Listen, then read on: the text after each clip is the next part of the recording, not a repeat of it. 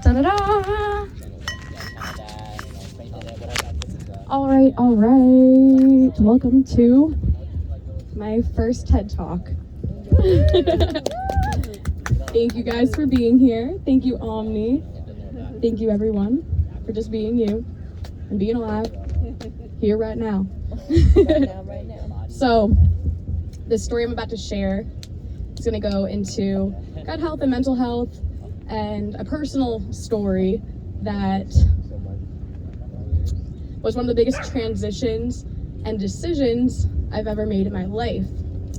And the coolest thing is, it actually happened almost to the date a year ago. So sometime this month, I have it written down somewhere. But yeah, I'm gonna go into that story. But first, I'm gonna start out like saying I wasn't always just, well, inside I was, but this always positive, happy, fun, loving person. It actually came from a lot of deep trauma and depression and anxiety and being borderline suicidal almost every single day of my life. And the reason I wanted to continue living and being happy was literally so no one else ever had to feel as sad as I really was inside. So just putting that out there. Goes a little deep. So in my life, I never really got along with my mom. We always fought. It was always a lot of tension, a lot of stress, always grounded in my room, having to deal with a lot of anger. Little backstory, I had my spiritual awakening at almost 4 years old because of an entity trying to possess me, which was a process of it happening and me dealing with throughout my life that added to the stress and depression and all these extra thoughts that I had in my head that weren't always mine, but it was like I had voices, and it was a lot of like mental torment and psychic attacks constantly. So that was a constant battle in my life. So that's just a little bit of a backstory. Getting to where this decision happened for me happened because I got into an argument with my mom a year ago around this time. And like I said, we always argued. It was always like 0 to 100 reaction, both of us. We both had a lot of forgiveness on both ends that we needed to do, but we didn't. And we continued the same old story over and over and over again, that she's a bad person and I'm disrespectful. Da da da da da da da. How it goes. So one day we just got into it, and I was in the car with my best friend Kagan, which some of you may or may not know. And Kagan is obsessed with breath work. He is living with me at this time, and we're in the car, and he's like, Alexis, I've been watching your breathing for the last 5 minutes, and I don't even know how you're alive right now. And I was like, you're right. Like, I really haven't been breathing at all this entire time. Honestly, I don't think I've really been breathing my whole life, now that I think about it. All right, so he makes me aware of that, and I'm like, wow, you are right. I'm not breathing. The only time I was really breathing when I was younger is when I was in an active dance practice, which kind of saved me from all of the mental stress and torment that I dealt with on a daily basis.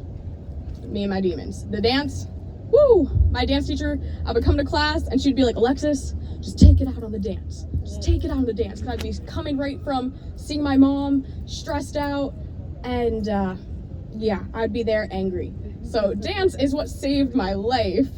Saved me completely. So Kagan makes me aware that I'm not breathing. And I'm like, heck yes, you were right. He's like, you know what, Alexis, you need to just try breath work. Like, just really commit to it when you do it. I'm with him every day. He's doing breath work every day. I do it with him, but I'm kind of like, oh, right, again, another day of breath work. I'm like, you do this all the time. And I decided that one day I was like, you know what, I'm gonna do it. And I had this weird thing happen to me where I would chronically yawn during Wim Hof breath work. And you know how it is. It's like,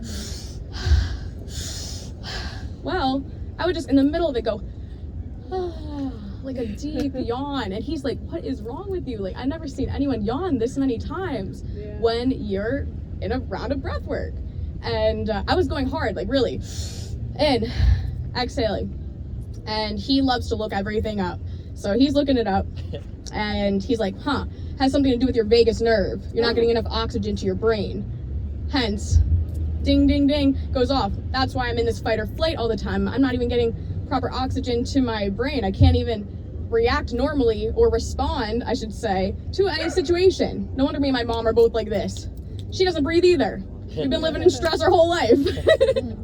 So from that day, I made the decision that after that breathwork session, I wanted to make a change for my life and live better, because in that round that we did together, and then realizing that I'm not even getting my heart-gut-brain connection flowing properly, that I needed to make some serious change in my life, or I'm going to be living in reaction and stress and not feeling good every single day.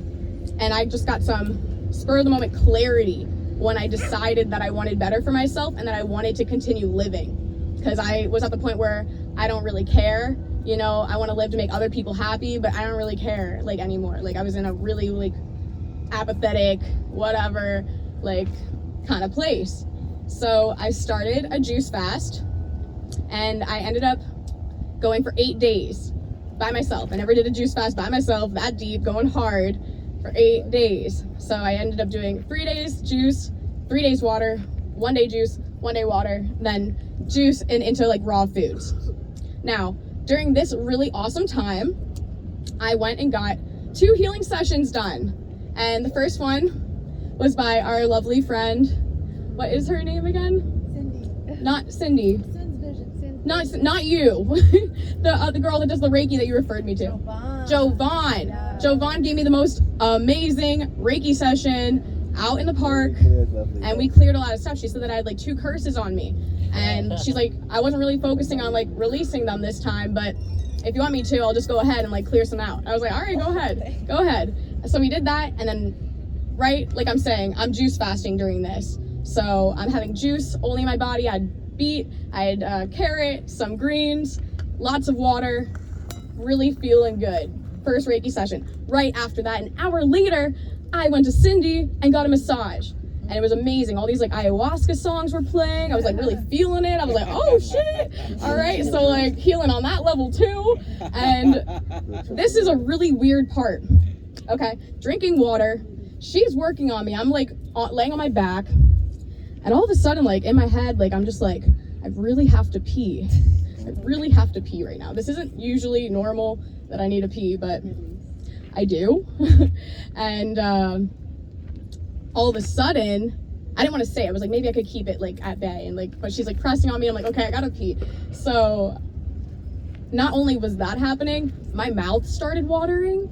Okay, and I was like, okay, my mouth is watering. Then my body starts getting really hot. And I was like, what the heck is going on? I was like, am I freaking out? Like, this doesn't normally happen. I get a lot of massages and I never like go into like weird places in my body.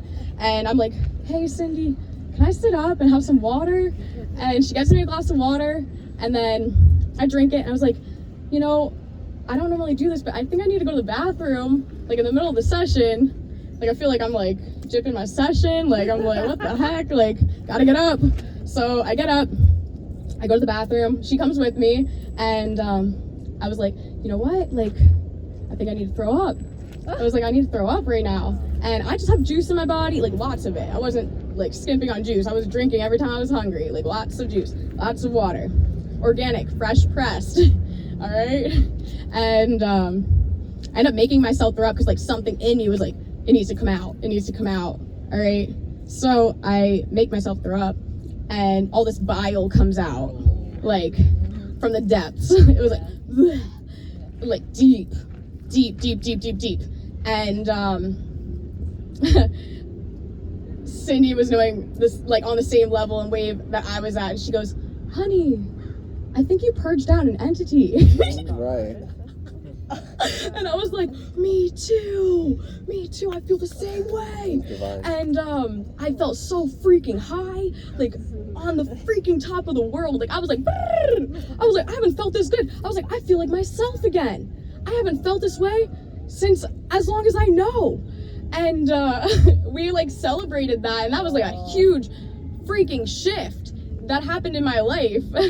So we're like, we're gonna end the session here. Like, we definitely got what we needed out of it. Like, definitely whatever was in me got out, so thank you.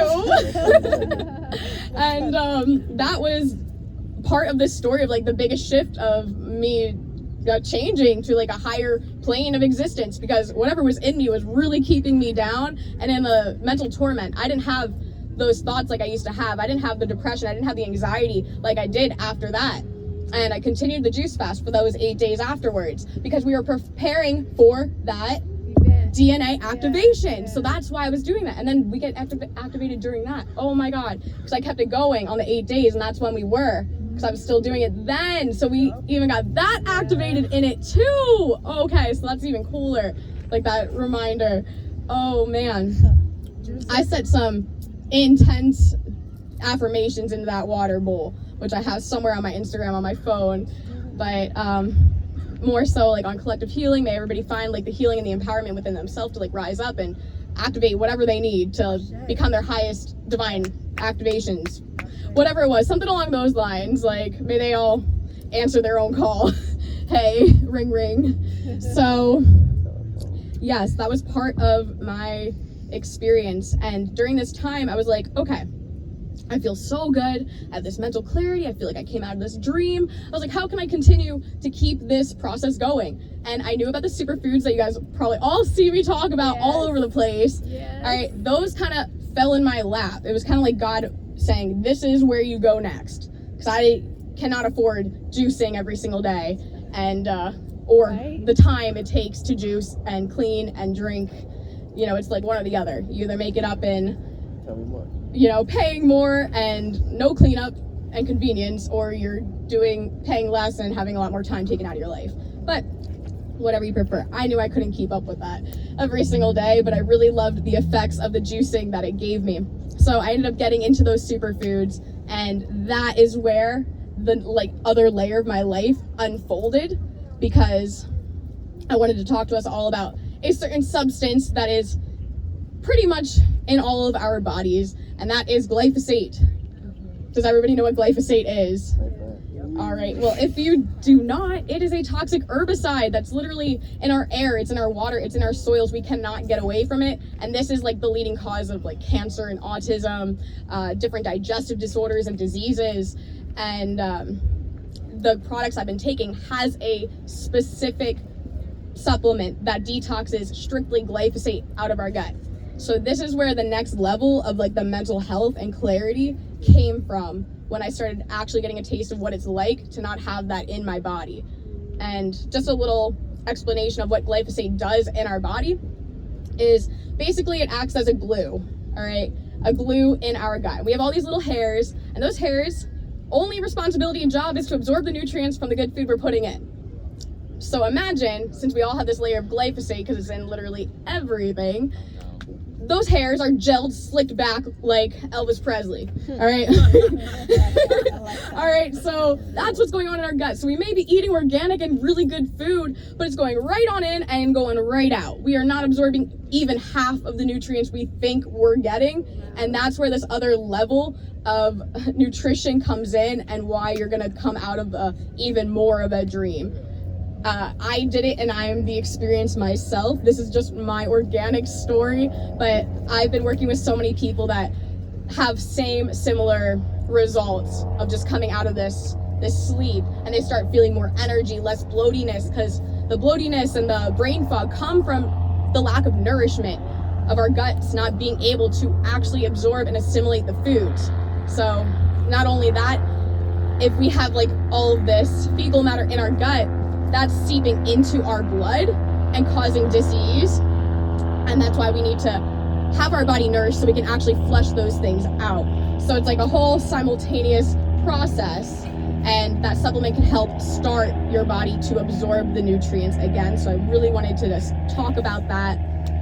So how this is incorporated into mental health.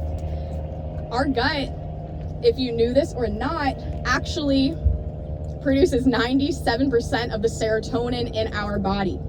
So this is where me and my mom started actually becoming friends, because once I was detoxing the level of glyphosate out of my gut that I had no idea about, and actually got a taste for it and felt it, and then my mom started getting on this too, we actually started communicating.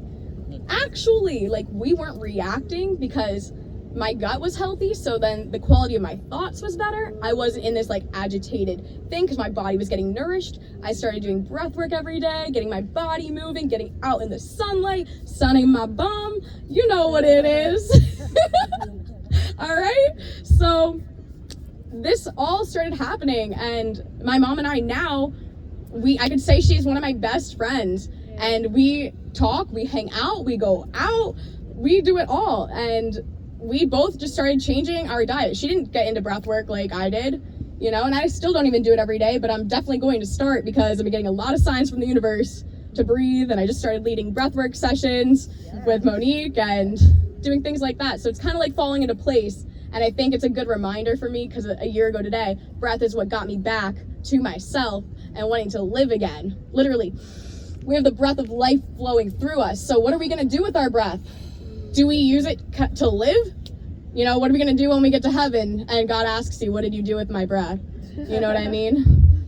You just fuck around, or, you know, you really make an impact and live your life, live your dharma, live your truth in your full divine expression of who you are. And that's where superfoods, breathwork, meditation all really helped me shift my life. And also having the best community and support all around me really helped me on this journey of becoming a better me, you know? So that's my TED Talk. I'm gonna do some superfood samples for anyone that wants to try some. And if you have questions for me, just feel free to ask. So thank you all so much. I love you. I don't know how to turn this off. Okay, I think that's it. Hello. Oh, I don't know. That was good. Thank you guys. Thank you so much. That was so synchronistic for today and like this time frame. Indeed. And I did not know half your story. Oh. Thank you for sharing that. Yeah, that's it. Because I was like, there's so many layers to like what happened to this like transition in my life.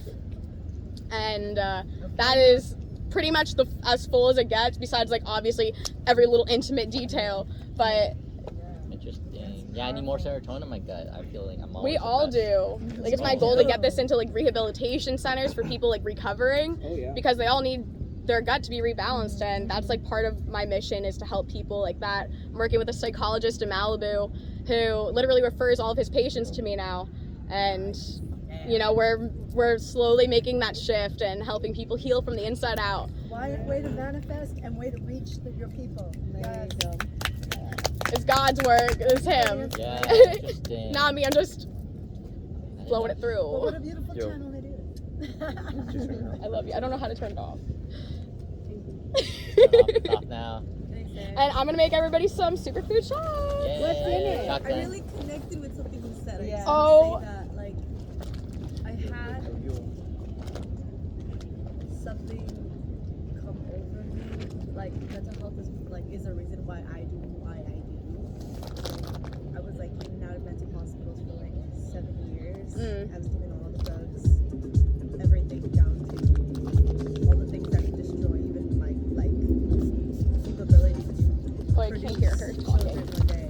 Oh, I'm gonna come just hear you. I can't hear. Okay, and so I recently had like this episode where I was panicking. Like I was actually like having a full-blown panic attack, which I haven't had in a while. Okay. And I was on the phone with my boyfriend. And I was calling him. I was like, I need a friend right now. Like I was like just crying and crying, and I just like couldn't. He's like, first we got to get you out of your space. Like you got to move out, get out of the house. Like go somewhere else. We did breath work. I went to walk around and I did all these things, and then I woke up in the morning. But in that night, while we were like going through all these things, he's like, look, we need to dive in deeper. Like I need to know that you're ready to commit to everything that you say you're doing, but you have to go through it. Are you ready? And I'm like, there you go. like, I know I have to be ready. So we went through like this whole forgiveness process of like diving deeper into my childhood. And then he's like, okay, you have to sit down with like little Vivi. And I've done child work process before, but like he hit a nerve, really specific nerve that like had me crying, and we talked it out, and I was able to like come to terms with like this whole time frame that happened in my life and the way that my brother treated me, and it had a lot to do with my father and his death and all these things. And then I went to sleep. I felt better, but I woke up with a fever. My throat was swollen. My tonsils were like, holy snap, they were swollen. My body was completely ached. And then I was shocked. I was like, this doesn't make any sense. Like, we just had a revelation last night, and now I'm like completely spazzing out. Like, my body is like, what happened to my strong immune system? I don't know what's going on. So I went into, I had some elderberry syrup, I had all my vitamins, and I did all my things. And then the one thing I didn't take, which you told me to take, was my tea. I made my tea, but I hadn't taken it yet. I was like, I'm about to go back into my room to take my tea, and I'm sitting in the bathroom, and my stomach is already releasing things. I don't know what the heck's going on. And I was like, maybe I should just try to throw up. And then that's literally when it happened. I volatiled, like the most disturbing physical, where my body was just like trembling on its own, like, and it wouldn't stop. And I did it, and I'm like, what the heck is going on? So when you said that, I was like, because my partner, we both talk about like sacred energy, and like the same way, like when you go into spaces spiritually and you're releasing, you're also taking in things all the time. And I'm constantly aware of like the negative energy around me, and I see a lot of things like visually. Like I see tons of shadows. I used to see a lot of babies, different demons all the time, very visually. Like my demons were really strong. They would manipulate me. I would have like visions. It was really intense. Plus all the drugs didn't help.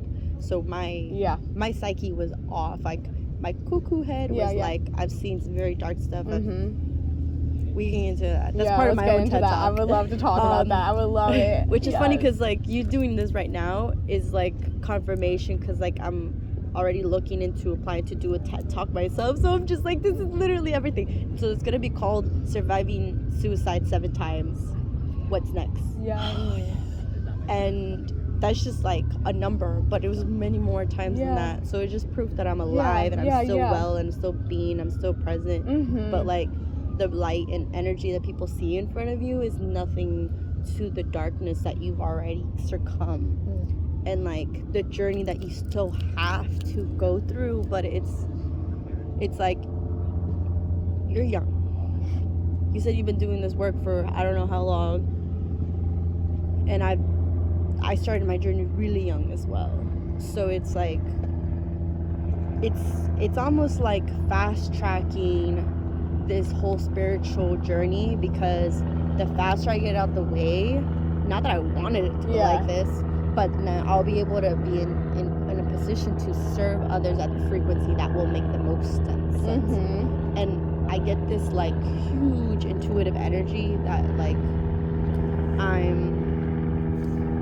I'm not gonna be on this planet Earth for very much longer, and it's not death, and I don't see death as like a negative thing in any sense, shape, or form, because I've met many times. But more like in this like physical realm, like coming back to Earth again, reincarnating again and again, and all these things.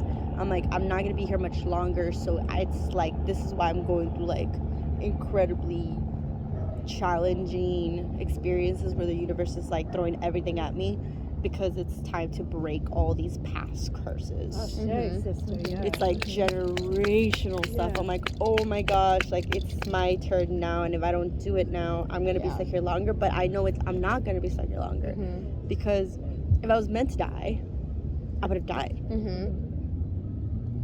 Like it's so logical. Like I woke up so many times in the emergency room, like with IVs in my arm, like I could have been dead so many times, but I'm still here. So I'm like, I have more than 9 lives, and I'm just like, I'm done testing them for sure. Done testing them. But I definitely have this huge sense of like, wow, like, okay, so I'm not dying, I'm not gonna try to kill myself, so all that's left is to really commit to this journey. And if I'm gonna really commit to it, and I'm not choosing to just go, for me, death is easy. It's an easy route. People are like, oh, that's, I could never. It's like, no, it's so easy. Like, boom, living life is the difficult part. Like going through it, choosing to be a better person, choosing to be the better version of yourself, choosing to show up, choosing to do something better for not just yourself but your family, your friends, your community. Like the way you impact, the way that you leave your planted seeds, and the way that they may flourish and like give fruit for generations across the board, And like, backwards into the ancestral. and backwards, because there's like this network of like kind of like all things that are life and death. So everything that replenishes back into the earth, it still connects between the trees and the water and all the things that have memory. I truly totally believe in, like, even the connections to my ancestors and how like I'm helping them heal as well.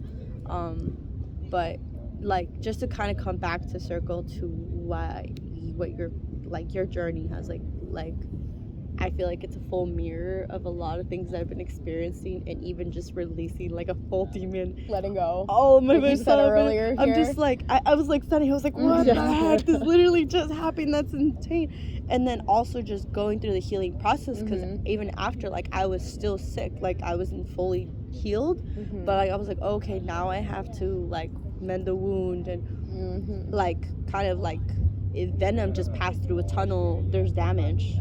So you have to fix everything around it and like go back and not just patch, but go back to the source and like deep into the microbiome of your gut and all the depths of everything. depths and all the in between. So yeah. Thank you so much for sharing. That was powerful. Thank you. I love you. Yeah, beautiful. I'm going to both your TED Talks. Shit. It is a goal to have a TED Talk. And then now I got two it's so sisters funny, that 'cause, like, we were secretly talking say about that same thing. I do it in every like, meditation. before, And my I was, TED like, Talk, full circle, bring my 'cause I TED was, like, I never Talk. say, like, I Dude, talk so about yeah, it, like, talking when I made a about decision Yeah. and committed to wanting to live better. We all go together. Like, it's in Florida. and this Oh, all is like it? Yes. it was like an unfolding that like trickled. And then it's still like you're faced with those lessons every day to see if like you really did do the work to like overcome them, and that's just something you deal with the rest of your life. Keeping yourself in check and like alignment, just moving faster and beyond it, and it gets easier because you just get more resilient and strong, and the flow is like already like grooved in, and that's like once you get into that, you're like, ooh. Like, even if you like feel like you fell off track, you're never truly off track. Yeah. Like, you've already done a lot of work. So like, just awareness and communication to the people around you. Like, hey, I have a history of this. By the way, I mean, psychologically, they diagnosed me with bipolar disorder, mood disorder, manic depression, and like tons of suicidal tendencies. I was on like I was diagnosed with all those too, and they had me on antidepressants when I was younger, and I was on like Prozac and stuff like that, and like lorazepam and shit. So like throughout my life, you know, like young, like they had me on that stuff. So I always knew inside like I don't want this. So I purposely would stop taking it. My mom was like, no, you need to be on that. Like you need to be on that. I was like, no, I don't like it. It doesn't feel right. And I was saying that at like 12. You know what I mean? Yeah. So same thing with birth control too. Like I took it for 1 month, then I stopped doing it, and then I tried it like a year later, and I was like, no, like this isn't right. Like I felt that, and I just didn't do it. Yeah. So I'm glad I like listened to myself then. But you know, people with antidepressants and things like that, even birth control, that's like a part of detoxing that I too, agree. and helping your serotonin reproduction. Superfoods, gut health. It's a huge thing. I like to say that mental health starts in our gut, One of my favorite stories is on the which is also like our seat of intuition, like our gut feelings. Well, from here over there. But Thank you. it's A lot of what these doctors, I mean, because we all know they just get paid to write their prescriptions, but like the thing is that there's huge dangers of being on them and dangers coming off of them. So like I almost was at the true brink of like death after coming off of one of them, and it was Latuda, and it's actually it was a fairly new drug when I was coming off of it, like about 2-3 years ago. And so yeah. But even after that, after it's, deciding all these things, I also I came off don't birth even know the control as name well. Because all these things were affecting me hormonally. Like, it was just so hard to stay tapped into my own brain. Like, I felt so out of touch. Completely out of touch. Like, it's hard to even recognize yourself when you, like, you're like, why? As females, we can be emotional as part of our nature, but like, when your emotions are like overtaking everything, it's like, Nice to meet you. Where's Boyle Heights? it's hard to live. It's hard to conceive. Okay. It's hard to literally conceive in these extremities. Like, for example, I still experience high highs and low lows, but like, they're not as extreme as they used to be. But I'm Like, from I'm this there area, too. so My I'm panic still there too. It still happens. I'm like, West, man. Sometimes I get more addicted to like the really like intense Oh, okay. City Terrace Drive? just City Terrace. bad things, because like there's a part of me Yeah, that so still it's all, like like, little has hills. a neurotransmitter that was so used to yesterday, those like, things. the That's like, night what's I my did life that, without at my having house, like an I argument have every a- here now and then. a So it's like sometimes I like what used to be a my basketball subconscious like court, but wants it's, that and wants to create it. Wants to instigate it. Yeah, so that's why I'm like, if I consciously incorporate my breath every day and like downtown, yeah. actively I love breathe, it. then I Yeah. can slow my I've mind been down here- and I live actually in- I've been in respond Long when Beach those 30 years. I go you know to San scenarios want to Pedro. come up, because they'll keep And I coming used to go up. to LA, downtown And that's what I LA, mean, like Venice, they'll continue to happen, but it's like you have to have that like inner awareness and like slow yourself down with your breath to like really get through it. And that's where like the superfoods help too, because if you're like clear in here, you're not gonna be as reactive either. Even though it's the dark And it helps with like past trauma and things like that to overcome them in the future when they do I represent. love being on rooftops. That's how I like to look at it, because that's what I do for myself. I love being on rooftops. Coming from like super intense like can't. family. Yeah. I'm gonna make us power shakes. Yeah.